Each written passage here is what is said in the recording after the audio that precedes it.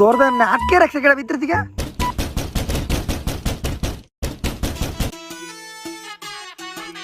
কোন হলর বলা সকালবেলা আমার ঘুমের মধ্যে ডিস্টার্ব করতেছে? আরে কাকা, আমরা তো স্কুলের স্টুডেন্ট।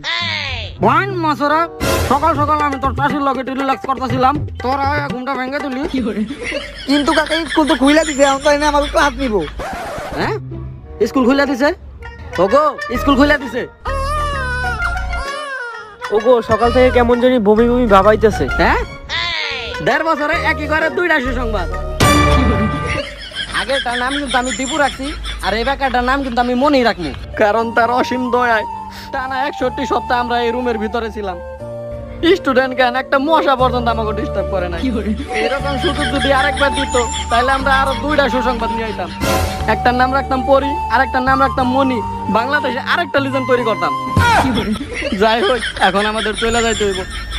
আসো, পরিমণি লিজেন্ড।